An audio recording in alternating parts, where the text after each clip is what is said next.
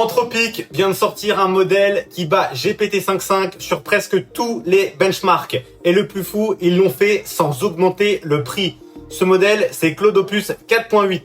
Reste avec moi, je te montre tout. Salut à tous, bienvenue sur la chaîne. Aujourd'hui, on parle de Claude Opus 4.8, la nouvelle version du modèle le plus avancé d'Anthropic. Et l'objectif est clair, aller chercher GPT-5.5 et Gemini. Dans cette vidéo, je te montre ce que ça change vraiment. Dans quel cas il est meilleur que les autres et les nouveautés qui débarquent avec. Workflow dynamique, fast mode, contrôle de l'effort et surtout, est-ce que ça vaut le coup? C'est parti. Premier truc à comprendre.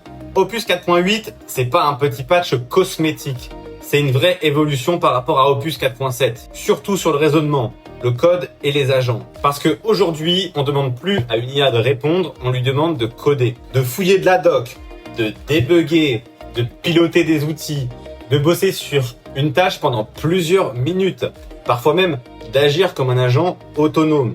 Et Opus 4.8 a été pensé pour ça. Côté prix, on reste exactement sur le même prix que Opus 4.7. Ça reste du premium, on est à 5 $ le million de tokens en entrée et 25 $ le million en sortie. Donc non, c'est pas le moins cher du marché, mais l'info intéressante, c'est justement que ça a le même prix qu'Opus 4.7. Parce que Anthropic a amélioré le modèle, mais sans toucher à la facture. Et ça, c'est plutôt rare. Face à un Gemini Flash, ça reste plus cher. Mais on joue pas dans la même catégorie. Gemini, tu le prends pour la vitesse, tu le prends pour le petit prix, alors que Opus 4.8, tu le prends pour la précision et le raisonnement. Du coup, la vraie question, c'est pas quel est le meilleur modèle, c'est le meilleur modèle. Pourquoi ?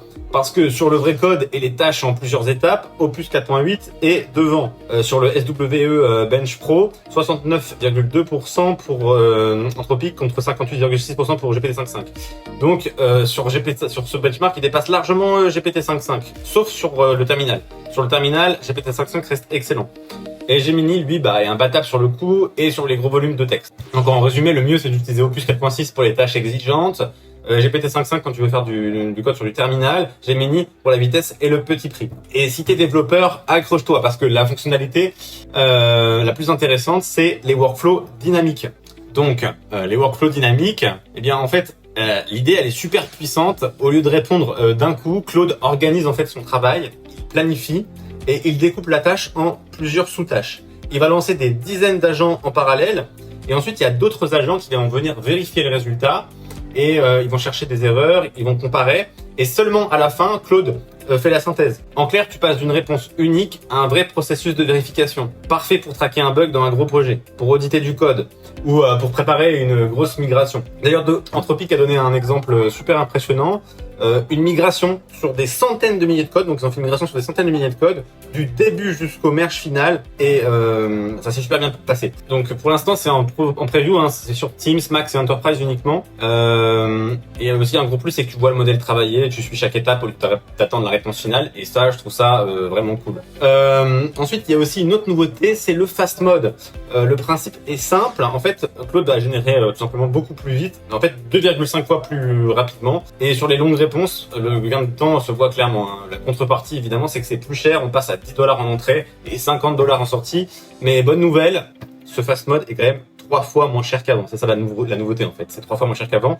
Et pour l'activer dans Claude Code, tu tapes /fast. Après, pour une petite question, c'est inutile. C'est pour des grosses tâches que ça change tout. Ensuite, côté API, il y a aussi une nouveauté pour les devs, c'est qu'il y a l'arrivée du système role. Donc sur API uniquement. En clair, on peut mieux cadrer le comportement du modèle et on peut le réorienter en pleine tâche. Et tout ça sans casser le cache.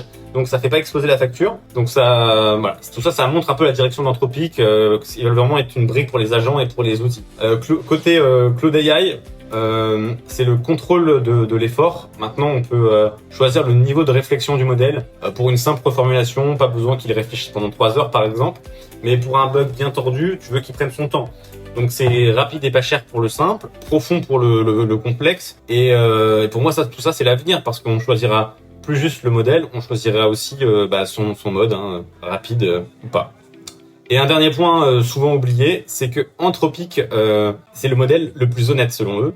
Il est 4 fois moins susceptible de laisser passer un bug dans son propre code que les versions précédentes. Et ça paraît rien, mais sur une longue session de travail, c'est énorme en fait, parce que un modèle qui te dit « Ah, là je suis pas sûr », ça vaut quand même 1000 fois mieux qu'un modèle qui te dit super sûr de lui, qu'il a raison et qu'il se trompe pas. Et d'ailleurs, Claude faisait beaucoup ça avant, et était très autosatisfait. Donc voilà, et ça j'ai pu le voir déjà sur les projets sur lesquels je suis. Clairement, on voit qu'il est beaucoup plus autocritique sur ce qu'il produit. Alors après, est-ce que c'est le meilleur modèle du moment? Ça dépend de ton usage. Le moins cher, Clémence, clairement, c'est pas lui.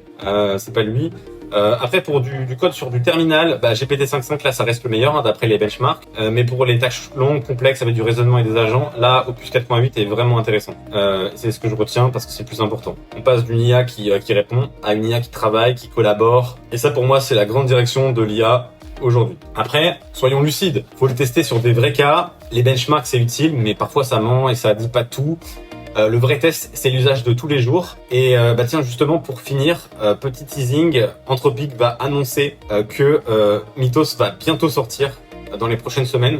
Donc l'histoire est loin d'être finie, on va se revoir pour une prochaine vidéo. En tout cas, voilà pour Claude Opus 4.8. Pour les devs, les créateurs et les équipes techniques, ça peut devenir un outil énorme. Toi, dis-moi en commentaire dans quel cas tu l'utiliserais pour coder, pour automatiser, pour de la recherche. Et si l'IA et le code t'intéressent, pense à t'abonner. Et moi, je teste en fait les nouveaux modèles qui sortent dès qu'ils sortent. Voilà, merci d'avoir regardé et à très vite.